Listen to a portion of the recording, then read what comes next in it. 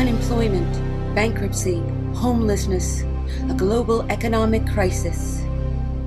Should we be optimistic or pessimistic about our global economic recovery? Exploring the impact and seeking solutions, United Nations University presents UNU Conversation Series, The Economic Crisis.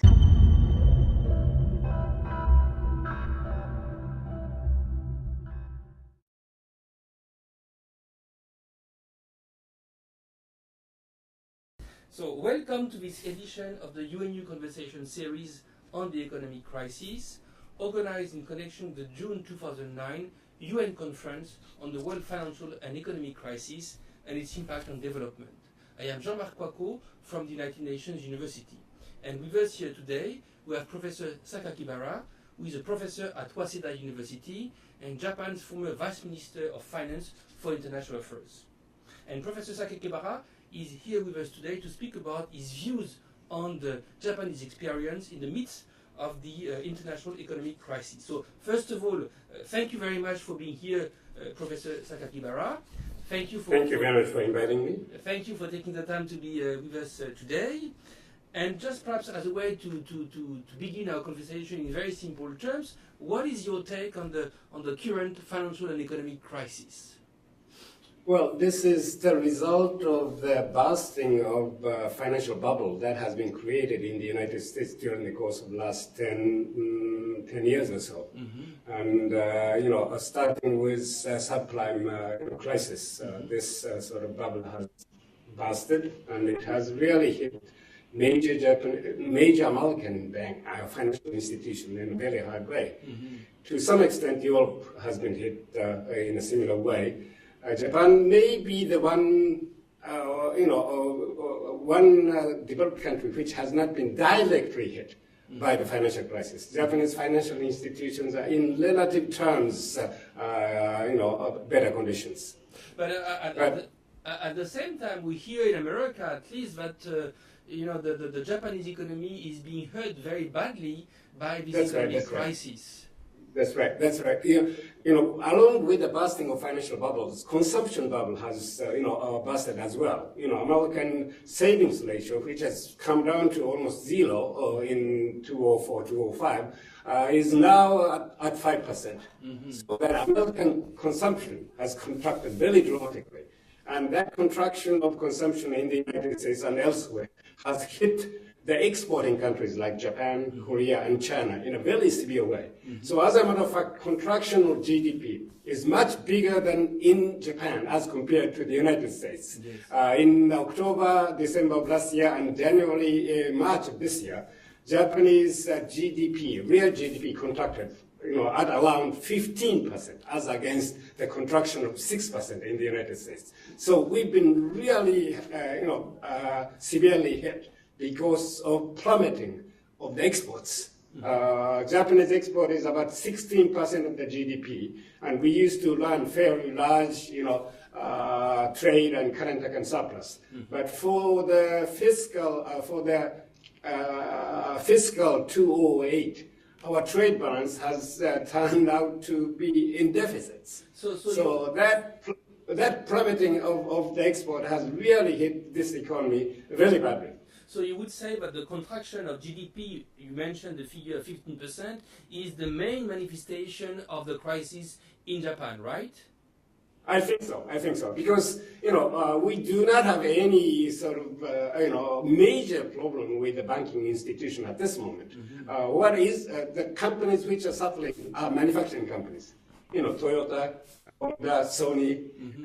Panasonic, you name it. Major Japanese corporations are now in deficits. Yes. In this current, accounting, period. But precisely, so in concrete terms, what does it mean? What are the concrete manifestations of this contraction of GDP? I mean, does it mean more unemployment? I mean, what does it mean exactly? Well, what is happening is that, consumer durables, particularly cars, are selling well. Mm-hmm. Not only in the United States, but in Japan as well. Mm-hmm. People used to buy cars maybe every 5-6 years. They, change their cars after 5-6 years. Now they're waiting You know, they are not buying cars. They are holding to the current sort of cars. They may be sort of holding the current cars for, you know, 7, 8, and 9 years. So if people, you know, do not change their cars every 5 years, instead they change their cars every 10 years, then sales of the car would probably be halved. That is what is now being experienced in this country. Same thing could be said about televisions and other consumer durables. Most of the Japanese exports have been consumer durables. And consumer durables right now are not selling well, you know, all over the world.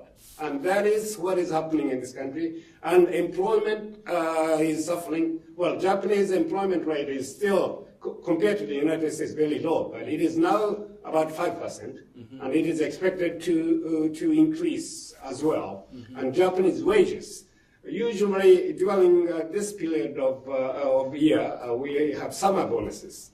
And summer bonuses is the part of the annual wage of the Japanese ordinary workers. And it is said that summer bonus this year would be cut compared to last year by 20%. So the employment situation and wage fronts are in a very you know, severe conditions. And this, I think, is going to continue.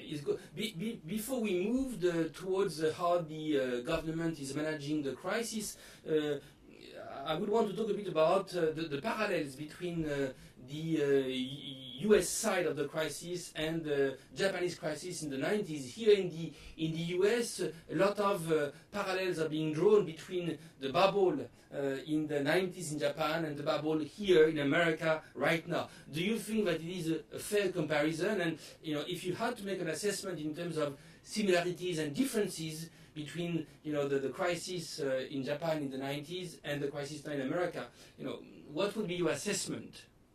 Okay, there are some similarities. We have created the financial bubble, you know, in late 1980s, and that bubble has started to burst in early 1990s.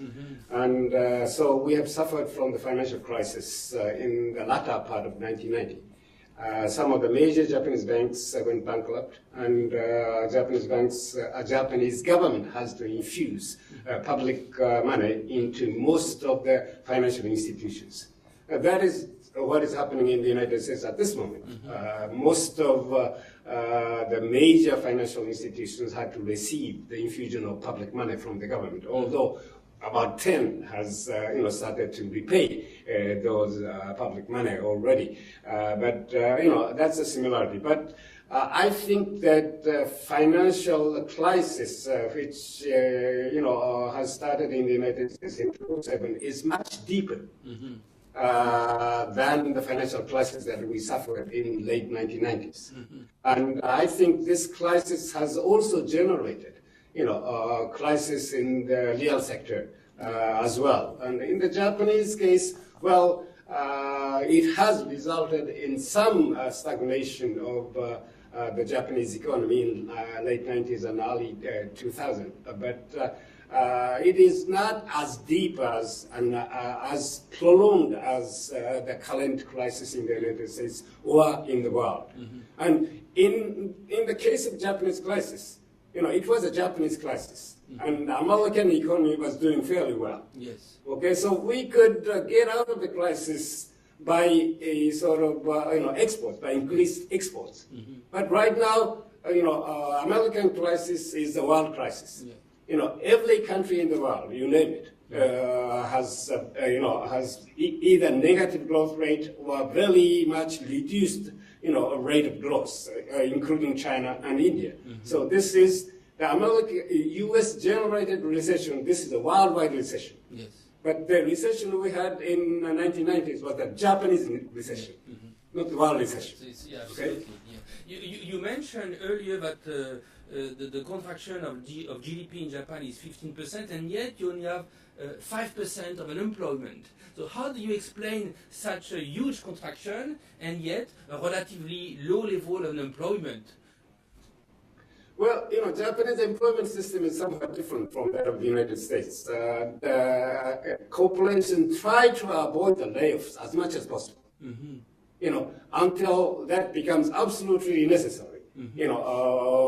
Ordinary workers would not be laid off. But what typical American company would do is, as long as they get into the recession, they, start to lay off the workers, immediately. So that's the difference of the employment system. But employment situation in the Japanese context is very severe. Our sort of unemployment rate would probably increase and go toward 6%, toward the end of the year. So your forecasting is to reach, is that unemployment is going to reach 6% by the end of the year, but it's still very, very low compared to, at the moment in America we have 10%. I know that in Europe we are well above 10%. So it's still amazing that with this kind of contraction, you forecast for the end of the year only 6%. So what would be your forecast for 2010? That's, again, I have to repeat that that's a difference of the employment system. Regular workers in Japan, even during the recession, are not laid off that quickly. There are some irregular employees whose employment would be cut off at times like this. But, regular workers' layoff is very rare in this country.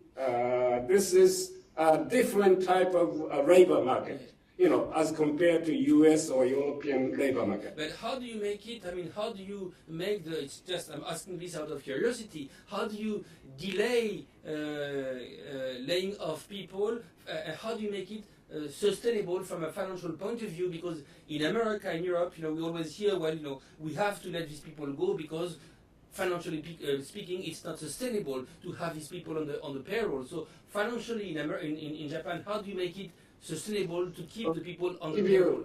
Let me give you one example.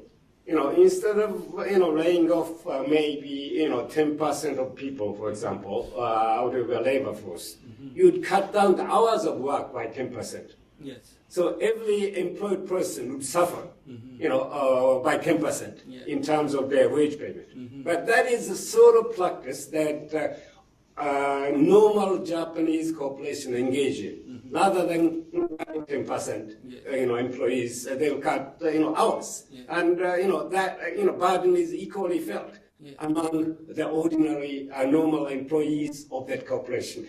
Corporation in this country is thought to be like a family, right? All the family members has to, share the burden more or less equally. That's the philosophy, in the Japanese corporation. So there is it's different, somewhat different from there is a strong sense of corporate contract, which is also a form of social contract, in the sense that you distribute the pain across the board. That's right. So turning now to the management of the crisis, as you know, the way the Obama administration has been handling the crisis is very much compared to the way the crisis was perhaps handled in Japan in the 90s. So what is your assessment of the way the crisis has been in America handled, and in your view, what is going to be the short-term and perhaps mid-term consequences of this management? Do you think that it has been handled well, or do you think that we should go another route? Okay, during the late 90s, we have reduced the interest rate, we have gone to the zero interest rate, and lots of liquidity has been provided, and fiscal spending has been expanded, lots of public works. So, what Obama administration is doing is pretty much what we did during the 90s. And this is a very sort of normal reaction, by the government using fiscal and monetary policy to combat the recession. So, I think that is a reasonable reaction to this recession. But my feeling is that this recession is very deep and will be prolonged. So it would be a very difficult task for the Obama administration, to really get out of the recession, quickly. And the problem this time is consumption. Consumption is going down, and even with the fiscal spending, consumption may not recover. So that fiscal spending, this time may lift the GDP, temporarily, but, it may not result in the sustained recovery leading up to the raising of the consumption. That is the major worry that I have, vis-a-vis the U.S. economy and vis-a-vis the Japanese economy. We've been spending a lot in this country as well. Aso administration has, gone into, fairly aggressive fiscal spending. But whether that will result in the increase in consumption toward the end of the year, early next year, is something which is being doubted by many analysts. So but precisely, so if you are skeptical about the fact that we are trying to reboot the economy, if you will, based on rebooting consumption, what would be the other way to go about handling this crisis? Yeah, this is a very difficult issue. You have to engage in, a fiscal and monetary reaction to this recession. But at the same time, you have to start thinking about exit policy as well. Exit policy meaning, a medium to long-term consolidation of, fiscal position. So that what you really need to do is to reassure consumers, reassure ordinary people that, their future would not be at risk.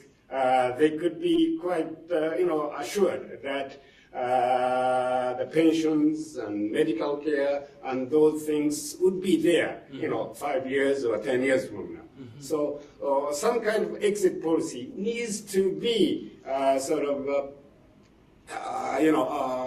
compiled along with the fiscal stimulus package. This is a very delicate, difficult task for the government. Yeah, and also you see in all the conversations that we have had so far on the relationship between growth and consumption, in fact, we have been told that there is a bit of a paradox here. On the one hand, the economists with whom we have spoken are telling us, well, up to today, growth has been based on consumption. On the other hand, there is an end point when it comes to structurally basing growth on consumption. Somehow it is not sustainable for a number of reasons. So how do we, get out of this predicament? How do we solve this problem of having, historically for many decades now, having growth based on consumption, while we know that somehow this is not sustainable or this is really highly problematic? I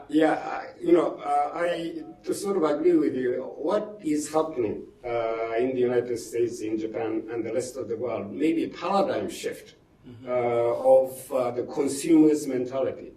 Consumers are not buying cars, are not buying consumer durables. Yes, they have started to save, right? Even American consumers started to save. And Japanese consumers' savings is increasing. To some extent, that's not a bad thing. That does bring about a recession in the short period of time, but consumer becoming more cautious, consumer becoming a little bit more service-oriented, in the long run may be a good thing. Tom Friedman called this phenomenon affluenza. Yes. We've been so, accustomed to affluence. We've been so accustomed to consumerism. So this may be the time when we're shifting from affluenza or the consumerism of past 10 or 15 years to somewhat more, sound consumer behavior. Either Japan or US is the mature economy. So consumer may be shifting their expenditures away from consumer durables to service industry.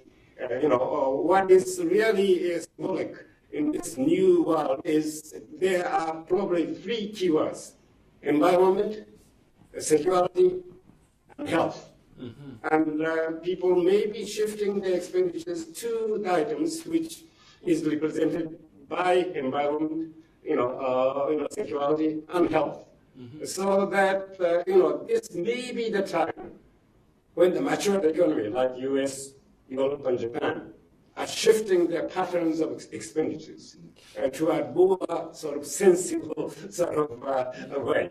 No, because in fact the economists with whom we have spoken so far, have told us the following: when it comes to widening consumption as a way to secure growth, it's possible. When it comes to deepening consumption as a way to secure growth, it is highly problematic. They told us, well, when it comes to widening, well, there is room for progress, for more consumption in developing countries. And in fact, it's an argument which can be called upon to really demonstrate how the development of developing countries is absolutely strategic, because this could be new markets as a way to widen consumption. But they told us that when it comes to deepening consumption in developed countries, this is highly problematical, because at one point, the depth has a bottom which you reach, and then what do? That's right. That's right. I agree with you. Emerging economies, developing countries need to, increase their sort of consumption. They are in the process of modernizing, industrializing, so that sure, consumer durables cannot be sold that well in the developed economies, but in emerging economies and in developing countries, they need consumer durables. They need more consumption. So that is the direction we're heading. But in the developed economy, we will probably, limits of growth has been more or less reached, so that our patterns of consumption would change. But as a world as a whole, you are right. We need to increase the consumption and the production in those emerging economies and the developing countries. But why is it that this argument, which I think is a very sound and strong argument, why is it that this argument, is not, called is not called enough? I mean, we don't really use it as a way to make the case that there is a need, even for developed countries, to really develop developing countries. In the end, developing countries are probably a key for the growth at the global level. I agree. Well, take for example, look at the manufacturing companies in Japan. If they want to manufacture, if they want the current sort of prosperity that they have sort of enjoyed during the course of the last 10 years, they have to shift their production to developing countries, to emerging economies. They have to start selling their products in those countries rather than in Japan or in the United States. And I think they're conscious of that. They are now, many Japanese manufacturing companies are now targeting at China, India, Vietnam, and those emerging economies. And that's the only way for those big manufacturing corporations to survive in the coming decade or two. So I think that kind of shift in the strategy is taking place. Yeah. Also, in all the conversations that we have had, we have been told again and again that one of the reasons why China and Japan are key players in this economic crisis has to do with the fact that both China and Japan are the top country when it comes to holding reserves in terms of foreign currency. So, so first of all, tell us, why is it that both Japan and China are holding so much dollars? And second of all, I suspect that the rationale for this holding of foreign currencies in China and in Japan are a bit different. So if you could tell us a bit about this. Okay, I mean, both China and Japan has created this, market-driven integration in East Asia. And East Asia, including Japan and China, has become a manufacturing hub of the world. So we are the main exporters of the manufactured good to the rest of the world. Of course, Japan exports, parts and components to China. China assembles them, and they export those finished goods to the United States and Europe. And that is why both China and Japan, along with some other East Asian countries, has accumulated the reserves. Yes. We have exported, and out of those exports, we have, accumulated those reserves. But what China and Japan need at this moment is to generate domestic demand. We have depended too much on exports. We have accumulated too much foreign reserves. And that's why Japan is suffering a lot by this current recession. Our exports are plummeting. Chinese exports are plummeting. So that, past is past. But from now on, both China and Japan needs to increase their domestic demand so that exported-oriented economy would shift to domestic demand-oriented economy. This is the transformation which is very difficult, which might take some time, but this is definitely the direction that we should be heading.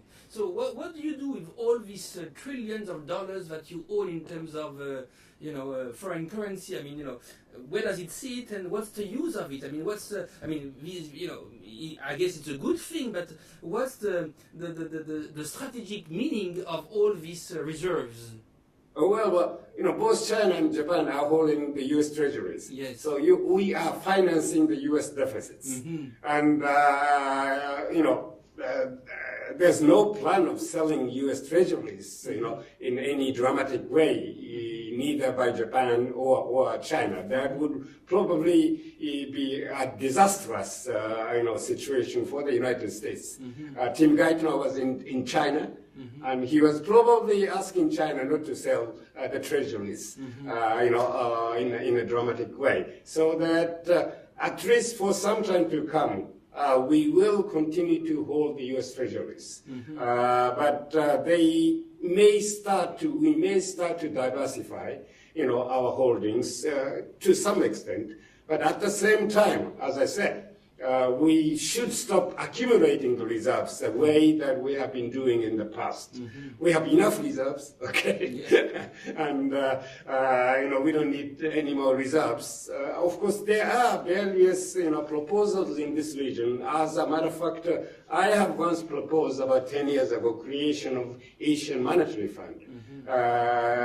Asian Monetary Fund could be created by earmarking, take for example, 10% of the foreign reserves, in this region, and then, jointly managing those pool reserves, in this kind of organization.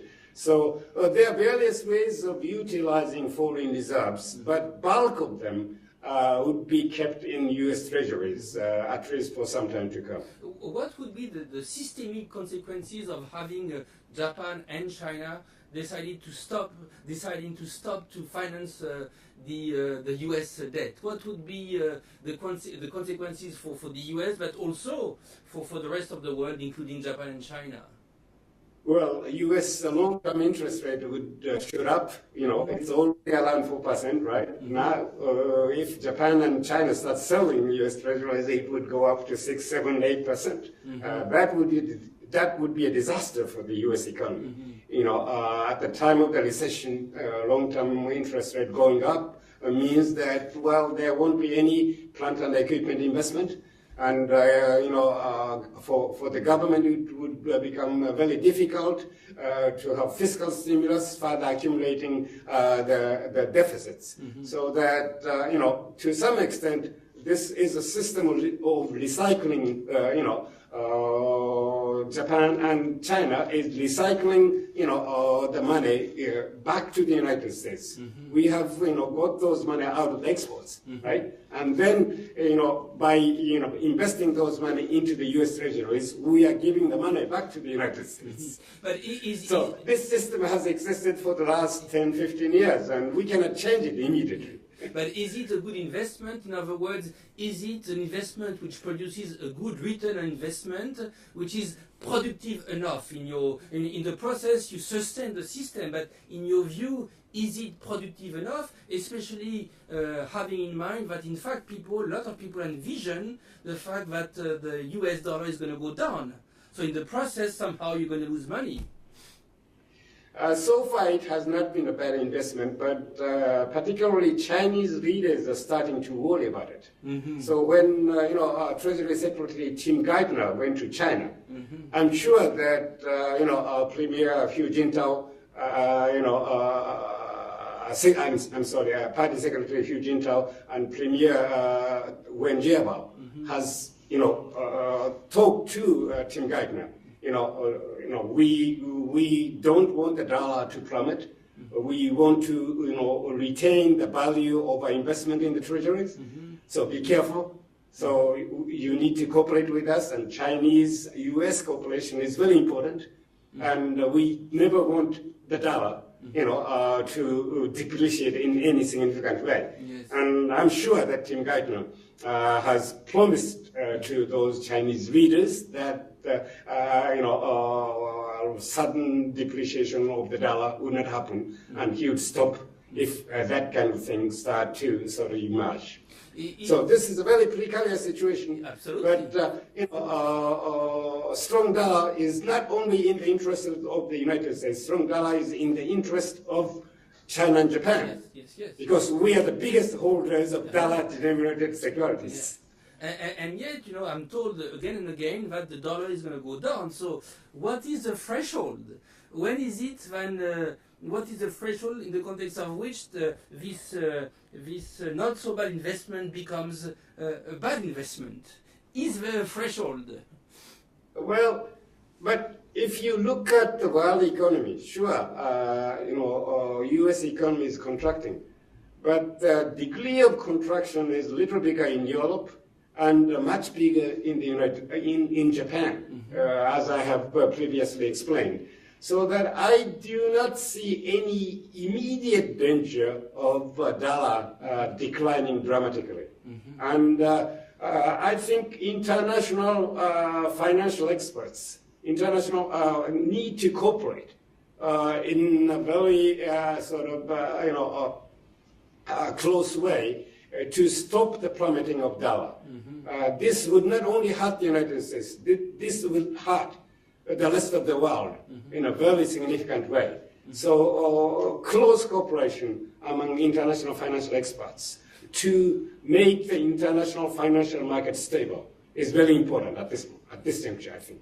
But precisely, a few days ago we interviewed Mr. Olivier Blanchard, the chief economist of the IMF, and he told us that what is very much needed is more coordination at the global level, but somehow it is very difficult to achieve. So on this specific issue of global coordination, the improvement of the financial system at the global level, what is the position of Japan, and what are your specific recommendations on the matter? Okay, and if you are talking in terms of medium to long run, some kind of transition from U.S. dollar-denominated system to something like SDR-based more neutral system may be necessary. Yeah, and we could start discussing about that. Further use of SDRs and so on and so forth. But at the same time, as I repeatedly said, we need to defend the U.S. dollar at the moment. We now have dollar-based international financial markets. Dollar is a key currency. And dollar will continue to be a key currency for another 10 years or so. So that we have a dual task, defending the dollar as a key currency for time being, and at the same time preparing for the medium-term, long-term future to a somewhat different, somewhat neutral system. But both needs to be done. And are you optimistic about this happening? This somehow ending the situation in a relatively stable fashion? Well, I don't know. I am worried about it, but we need to avoid the crisis as much as possible. Soft landing is necessary. Any type of hard landing, that is a collapse of the U.S. dollar, would create a major problem, not only to the United States, but to the world economy. So we should try to soft land, within the next 10 or 15 years. This is a very difficult time. This is the time of paradigm shift. This is the time of a structural change. So we need to cooperate. We need to have a very smooth soft landing to another structure. Well, personally, I'm very much in favor of a strong dollars because all my personal savings are in dollars. So I'm all for it. If you had some key points that you wanted to highlight for the audience as we are finishing our conversation, what do you think of the one or two things which we should focus on, moving forward? Okay.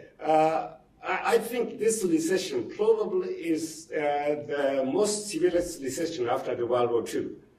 So first, we need to recognize the real nature of this recession. Don't hope for early recovery. People are now starting to talk about world economy, Japanese economy, US economy are now starting to recover, so we'll have some kind of recovery toward the end of the year. I do not share that view. It would be prolonged. However, with some kind of paradigm shift, with some kind of structural policies, we could get out of this fairly prolonged recession into 2010 or 2011. But don't hope for any early fix. What we need to engage in is not sort of short-term fix, but the structural reform.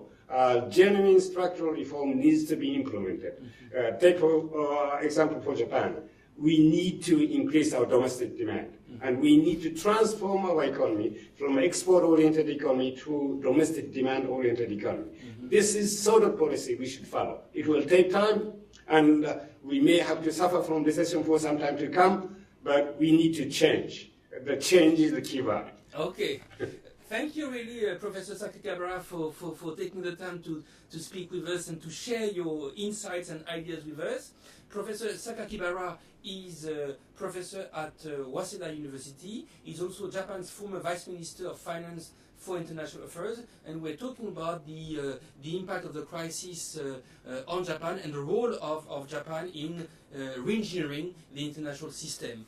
I thank you for watching, and I hope you enjoyed our conversation. I certainly did. Thank you. Thank you a lot. Thank you. Thank you.